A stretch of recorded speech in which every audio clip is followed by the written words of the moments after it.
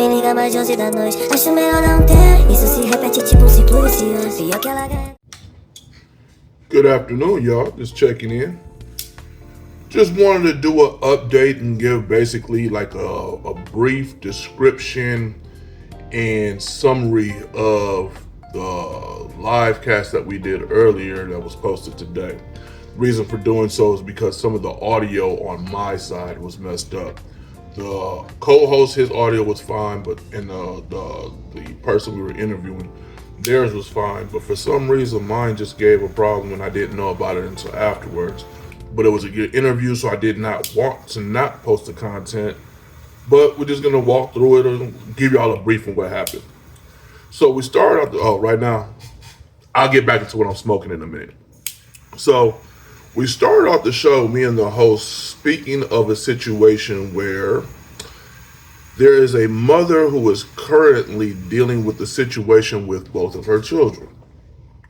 Now, both of her children are brothers, so there's two males involved in this story. And the older brother used to antagonize the younger brother. The younger brother had enough of it, woke up out of his sleep, and basically snapped. When he snapped, he beat his younger brother into an oblivion. So now the older brother that got beat is on life support. So we were going over the question because what happens is because he's on life support and he's brain dead, basically the mother is just holding on to him, and once she pulls the plug, what will take place is the younger son will now face murder charges. So the question was, how as a parent would you deal with that scenario to where it's both of your boys are in limbo right now? One is in limbo for his life, and the other one is in limbo for his life's freedom. So we were just trying to figure out how would you deal with that as a parent. There was very different scenarios that we had thrown against the wall, but the gist was that it would mess with your mental health very badly. Now, the younger son, I feel sorry for because I wish prison on nobody. And he just had a snapping point. I mean, I don't know. I mean, I can't say what would happen. If you've had enough and your mental is gone and you've just taken too much, you snap and you do what you do. I'm quite sure that now he's come down, he's really, had time to take in the fact that not only are you facing a lot of time, but, he's probably taking in the fact that how this is weighing in on his mother and how his brother is in this condition that he's about to lose him. So that's what the first part of the show was about. So the guest joined us, and when she spoke on it, she was like the variable would be as a parent, you just got to let go. And you wouldn't want to have that child that's not really functioning or nor will function anymore in that situation.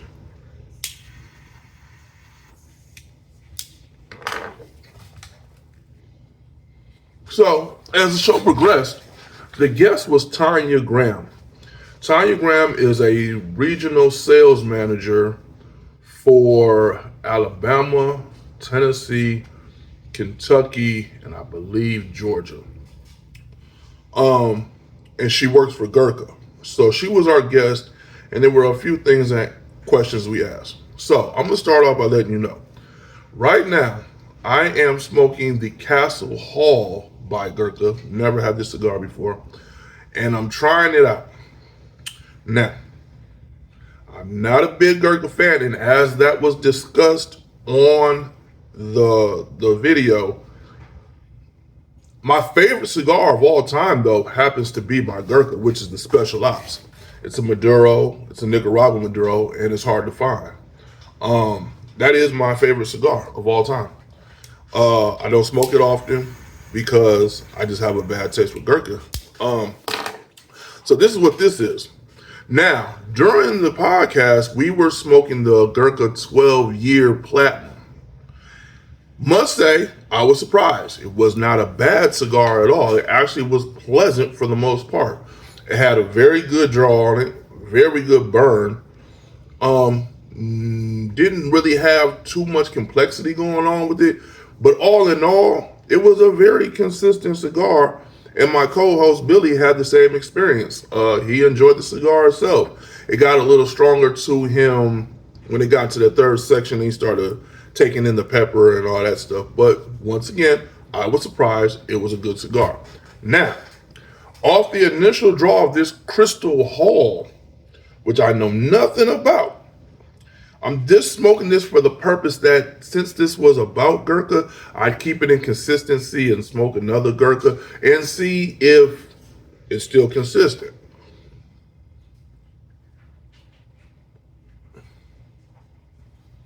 Okay, I'm gonna tell you this.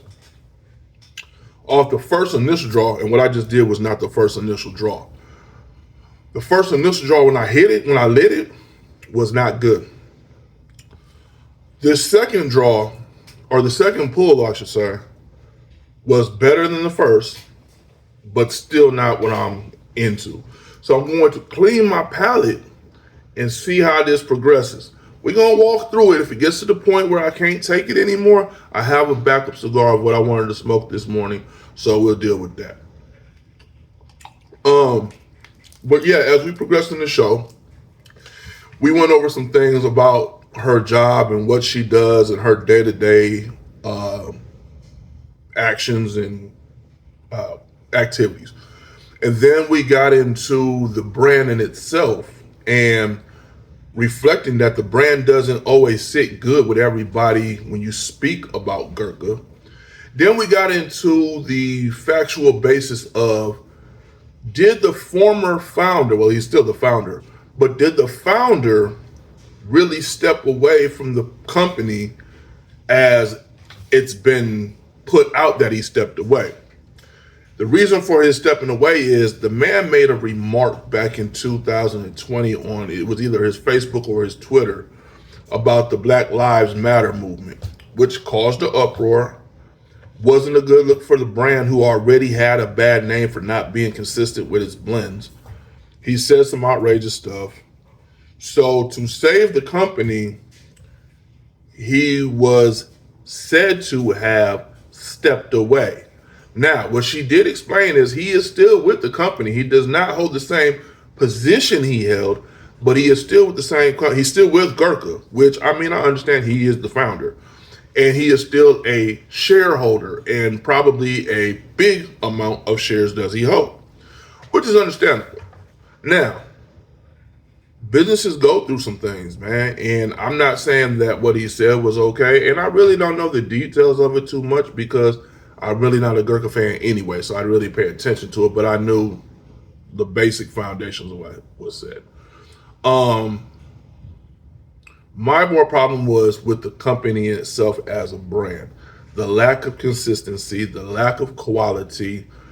And she broke that down. She said that, they've changed up some things to make it where they've dropped off their catalog. So their portfolio used to have, I believe it was 105 faces, which is a big catalog. But she let me know that what they do is they have the internet side and then they have the brick and mortar side. So it makes for the quality control to be better. Let's take another puff and see what we're doing here.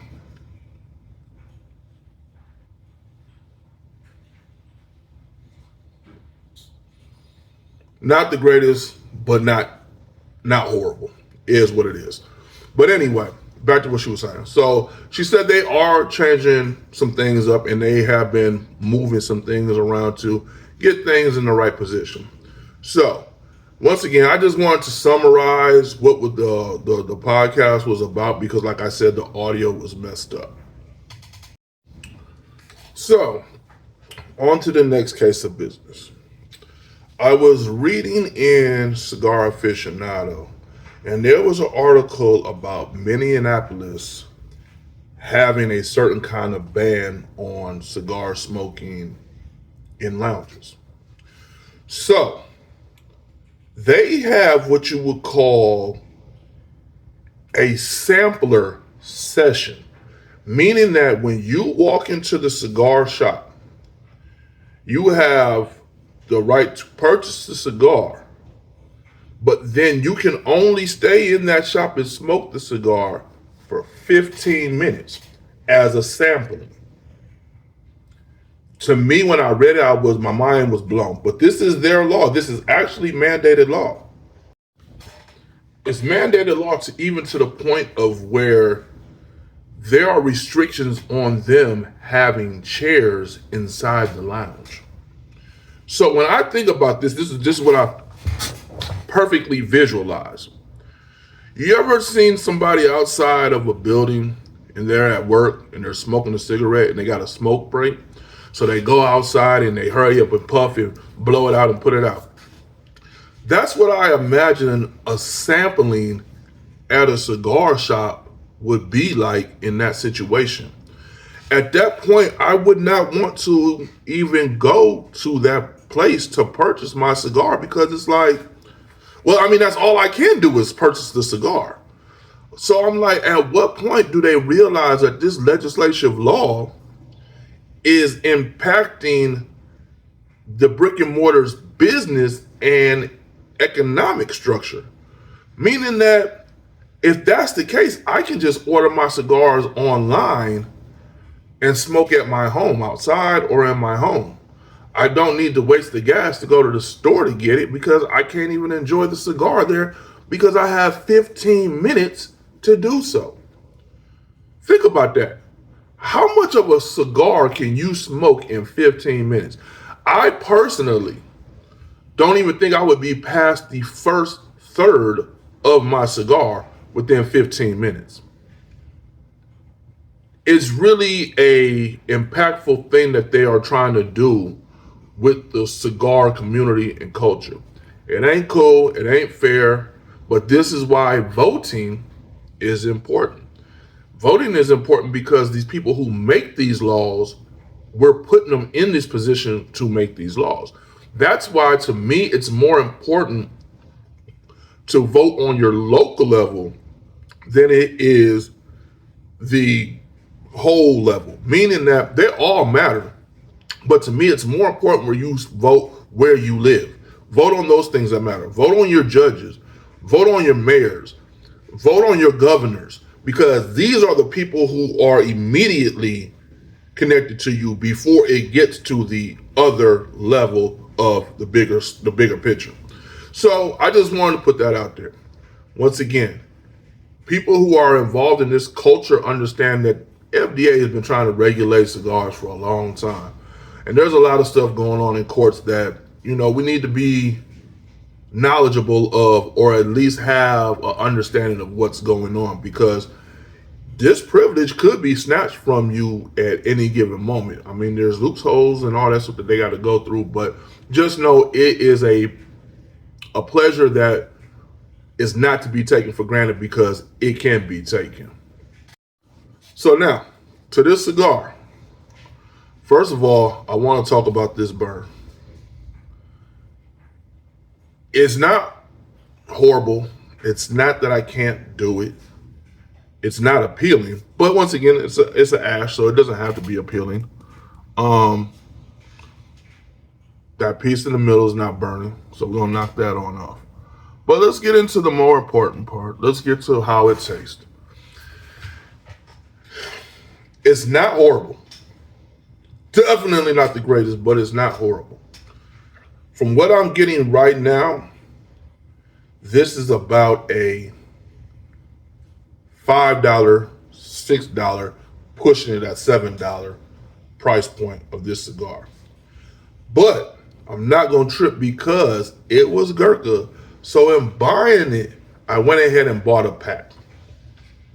The little testing pack that they give out with Gurkha, where they have like 5 or 6 different blends and they're all in the bag. And a sampler pack, that's what I'm looking for. So technically, with the price that I paid, that does put this cigar within that range. We're still going, not bad. It's actually, minus the burn on this thing, which is really, it's not really bad, man. It's kind of milder. I'm gonna go ahead and touch it up just because that's one thing that irks the shit out of me is An uneven burn on a cigar, I can't stand it. It'll bother me. So I'm gonna tell you a tip when you're doing this. If you see it's burning uneven on one side, when you're touching it up, this is why I prefer single flame torches. When you're touching it up, you want to touch up exactly where it's uneven. Let that cool. Do not touch it up and go in and inhale it. You're gonna make it hot wherever it was at anyway. Give it a few seconds to cool down and to give it a chance to mellow out and to meet the burn of the deepest part. So now we have a pretty decent burn. Instead of just lighting it and going right back in and going right into your thing. Patience is a virtue. So we have Father's Day approaching us very soon. I think Father's Day is in 2 weeks? Fellas, in the comments, what I want you guys to do is, if your significant other or your children could get you 3 cigars for your Father's Day gift, what would they be and why? So that's how y'all can interact, man. Just a note to the subscribers. We are trying to build this channel up in hopes of giving men a platform for the ages of 30 to 50 who don't have one right now. Basically, me and my co-hosts are both barbers. We both enjoy cigars. And we are basically, because we're barbers, we deal with men and a lot of their feelings. When they sit down in our chair, they get to express themselves quite a bit. And what we're coming across and understanding is that men go through a lot of stuff, man, that impacts their mental health. And because they're men, they feel like they have no outlet. So what we're trying to do is bring all these thoughts, bring all these different beings and all this different energy together, create content that will educate men on how to deal with these things while learning how to find something that will help them cope. Cigars are a very good coping mechanism. Cigars allow me to relax. So therefore, this helps me in my mental health journey.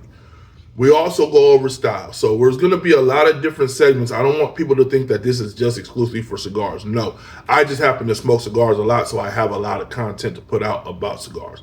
But that's just what I want you guys to know of what this whole podcast and YouTube channel is about. It's about cigars, barbering, grooming, and men's mental health. So make sure that you hit the like button, subscribe, and share.